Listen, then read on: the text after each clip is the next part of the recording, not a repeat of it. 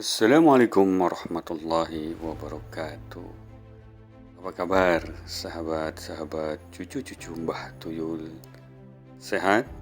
Benar, sehat. Yakin? Hehehe. Bagaimana dengan dompetnya? Masih tebal atau sudah tipis? Itu dia. Hehehe. Semenjak penayangan yang perdana Mbah Tuyul kemarin itu, ternyata banyak yang menghubungi Mbah Tuyul. Secara umum, mereka mengatakan bahwa dompet mereka pada tipis. Pandemi ini sangat berdampak sekali pada kehidupan mereka, termasuk saya juga dong. Mereka tanya, ada solusi nggak Mbah? Lalu Mbah menjawab, ya solusinya Gusti Allah. Dan semoga Allah memberikan solusi pencerahan kepada kita untuk mengatasi semua masalah.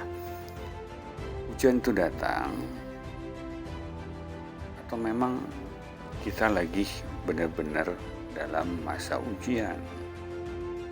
Suka-suka Allah dong, mau menguji kita kapan, dimana, dengan cara apa. Kita cukup imani dan nikmati saja. Itu sudah janji Allah. Kesulitan itu datang bersama kemudahan. Tinggal kita berikhtiar sesuai kapasitas kita mencari solusinya. Obrolan singkat inilah yang sebenarnya menggelitik Mbah Tuyul untuk membahas saat ini tentang ekonomi spiritual. Apa itu ekonomi spiritual? Kita coba tinjau terlebih dahulu dari sisi definisi ya. Secara definisi, ekonomi spiritual adalah sebuah sistem ekonomi yang berbasiskan spiritualisme atau agama. Nah, dari situ melahirkan tatanan perekonomian yang juga melibatkan norma dan moral sekaligus.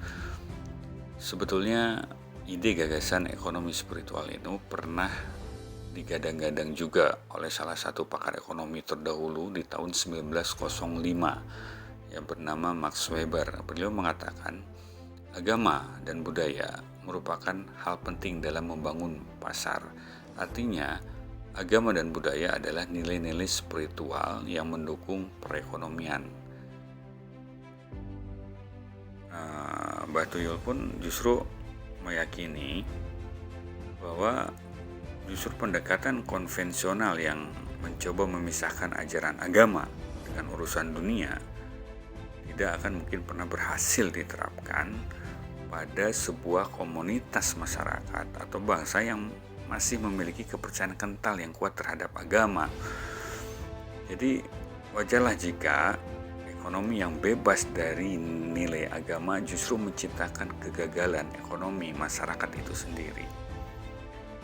Nah, saatnya kita harus sudah bisa merenungkan, wahai sahabat cucu Mbah Tuyul, bahwa kapasitas negara kita yang justru mayoritas memiliki agama, menganut budaya yang kental, bisa jadi perekonomian kita belum bisa bangkit karena kita mengabaikan nilai-nilai norma budaya dan agama.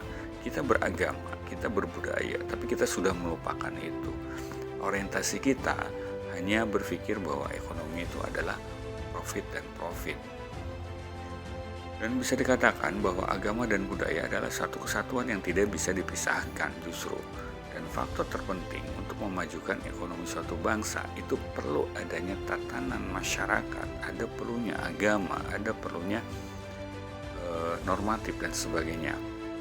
Perlu diketahui, wahai sahabat-sahabatku, cucu Mbah Tuyul, bahkan di barat sendiri, saat ini muncul gejala kegelisahan jiwa yang sangat ramah akibat dari dominasi mereka tentang pendekatan materialisme. Apapun berpikir tentang materi dan materi.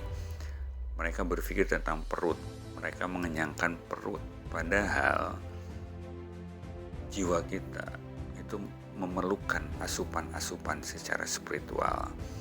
Sehingga sekarang mulai berkembang. Di sana itu apa yang dinamakan spiritual ekonomi, atau yang kita sebut tadi adalah ekonomi spiritual. Di sana itu terbentuk sebuah mazhab yang mencoba melihat persoalan ekonomi tidak hanya dari perspektif material saja, melainkan juga perspektif spiritual. Kemunculan mazhab ini yang disebut juga dengan mazhab ekonomi spiritual ini merupakan antitesis terhadap pendekatan ekonomi neoklasik yang lebih menitik beratkan kesejahteraan pada tingginya angka pendapatannya saja, hanya pertumbuhan ekonomi semata. Sahabat cucu-cucu Mbah Tuyul, perlu kita sadari juga bahwa Indonesia justru memiliki peluang sebagai negara yang memiliki market share atau pangsa pasar terbesar di dunia.